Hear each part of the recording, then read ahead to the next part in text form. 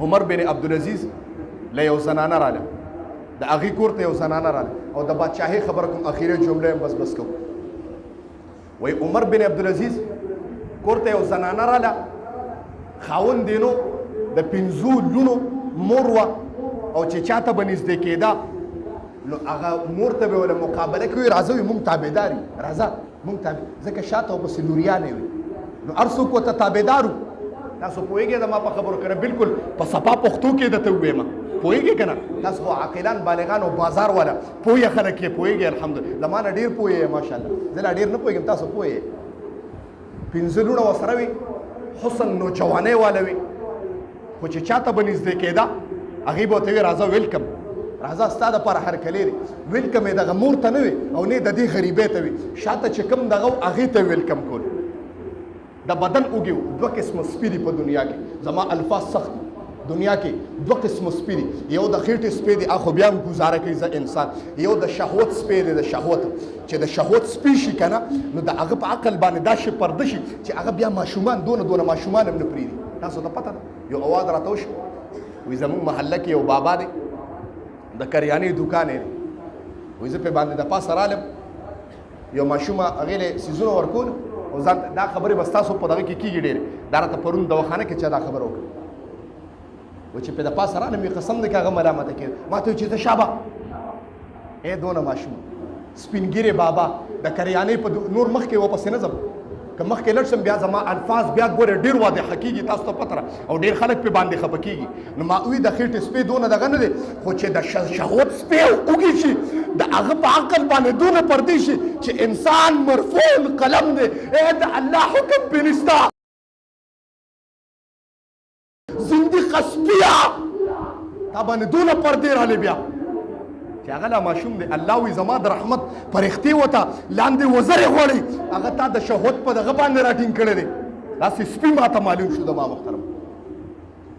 وایي چې کله چاته به نږدې کېده نو د شهوت په نګاه باندې به ورته کتل، حتی تر دې پورې پته ولګېده چې زما د لوڼو عزت نه پاتې کېږي. ما وایي زما الفاظ سخت دي، خو دا الفاظ داسې الفاظ دي چې دا د مونږ په معاشره کې شته خفه کېږو به نه، او که څوک په دا الفاظو خفه شو پوه شه دا مرض په د انسان کې په خپله شته. بیا الله دې مونږ وساتي، شوق سره امین ووایي، ځکه مونږ خپله بچو والی یو، مونږ خپله واړه بچي زمونږ دي. هسې تصور دا وکړه چې کله ستا تصور داسې راشي نو ته دا تصور مو وکړه چې زما هم دونه لور او بچی دی، که چېرته زما بچي او لور څوک غېږ کې کښېني په غلط دغه باندې نو ستا تصورات دغه ټایم کې بیا څه دي؟ ستا څه تصورات دي؟ بیا دا سوچ دې کړی چېرته چې ته بل ماشوم ته دا تصور کې؟ قسم دې دا خبره چې راته وشو دا ویښته را باندې داسې ودرېد داسې او ناشنا خبرې کوم. یو بله خبره کوم خو زه ابه ته بلې جمعه کې وکړم، ټایم مختصر دی.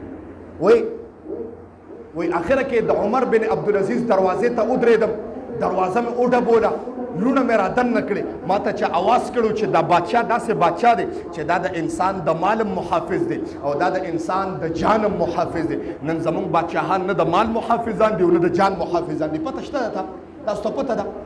که نه؟ اواز نه راځي لکه چې پته ته نشته. ما ته پته وه چې دا بادشاه زما د لورو محافظ دی، د جسمونو او زما د مالم محافظ دی، زما به امداد وکړي. ننوتم یو زنانه مې ولیده چې لوښي وینځل، ما وی امیر المؤمنین څه شو؟ ما ته وی کېنه راځي، ما وی جوړ خادمه د لوښي وینځي، لوښي وینځل. زه یو طرف ته کېناستم، یو ونه و د هغې سوري لاندې کېنولم، حتی تر دې پورې یو انسان را دننه شو، دې زنانه ورته ورکول وکړه، ګویا سپنډوکي ورسره هغې ته واغسته. ما وی دا جوړ غلام راغی، دا جوړ شلېدلې جامې اچولې وه هغه انسان. ما وی جوړ غلام راغی، را دننه شه د هغې ونې خوا کې یو بله ونه وه، د هغې د سوري لاندې کېنو، یو دونه ټوکره ډوډۍ وله راوړه، سرکې وله راوړه، سرکې وله راوړه،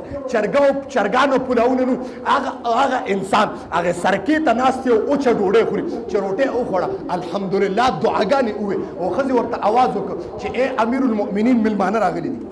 امیر المؤمنین مېلمانه راغلي. دا ښځه چې ما اواز واورېد چې ما وی خدای په دا شلېدلو جامو کې او د سرکې اوچې ډوډۍ ته ناستو د امیر المؤمنین دی. نو ما ښځې ته وخندل چې ته ما پسې خندا کې، زما غریبۍ پسې خندا کې؟ ما ته وی قسم دی دا امیر المؤمنین دی، قسم دی دا امیر المؤمنین دی. وایي زه رانږدې شوم، وایي امیر المؤمنین کې دومره حیا وه، قسم دی چې زه ورنږدې شوم او ما سره لوڼې وې نو سر یې ښکته که داسې تر تلو پورې ما د امیر المؤمنین د سترګو ګاټې نه دي لیدلې چې څنګه و، دومره پکې حیا وه. په بادشاهانو کې دومره حیا وه نن په موتا کې حیا نشته زستا ما ته پرونی یو کس سواد وکړه خبره نه کوم موږ ستاسو په معاشره کې وګوره د یو بل اندامونه یادو بار ستا د یو بل اندامونه یادو په کنځلو کې په غب شپ کې چرا شو د یو بل اندامونه په پښتو کې یادو مشرب خو نه راځي زما خو نه خو پلیته شوې ده شرم خو نه راځي زما محترم وای دا عمر بن عبدالعزیز وای سدي ما وای دا ما د لوریان دی او د دې سنشتا وای زما خزي جواب وای خزي مې وای قسم دې ما وای چې د ټول کال د پاره ولا سر دینار اولی کې بدا به کافي وای د یو کال د یوې دغه د پاره 1000 دینار اولی کې بل ما وای چې حضرت بل لور مشتا د بل لور د پاره 1000 دینار اولی کې ما وای حضرت بل لور مشتا د هغه د پاره 1000 دینار اولی کې د سلور لونو د پاره 1000 دینار اولی کې ما د الله شکریا ادا کوله چې کله قلم را واغستو او بیا 1000 دینار زما د پنځم لور د پاره لیکل ما د امیر المؤمنین شکریا ادا کړه امیر المؤمنین قلم را واغستو قلم یې واپس کې خو ما وی امیر المؤمنین ولی ما ته وی قسم دې اوس پورې چې ما تعالی دینارونه لیکل ستاسو د دنیا مو د پاره لیکل وای تا د الله شکریا ادا کوله دا دینارونه روانو ما بس تا ته پاره لیکل چې کله ما قلم پنځم لور ته پاره اوچت او تا شکریا د الله په زبانه د عمر بن عبدالعزیز ادا کړه وای قسم دې د قیامت پر او دا زر دینار ما تعالی لیکلو د قیامت پر به زمارت ما ته وی چې عمره دا خو دا زر دینار زما ته رب ته پاره نه دي لیکلي دا دې د خپل خوشامده ته پاره لیکلي بس دا سلور زرا دینار ستاسو نور ته پاره کافي دي دا ډیر دي زما محترم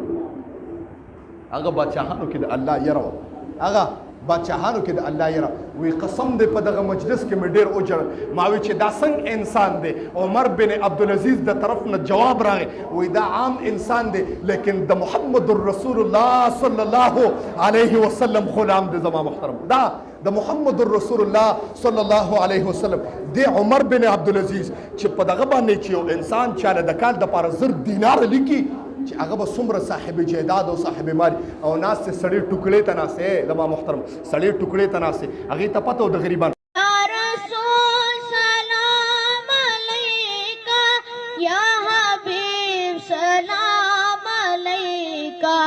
سلام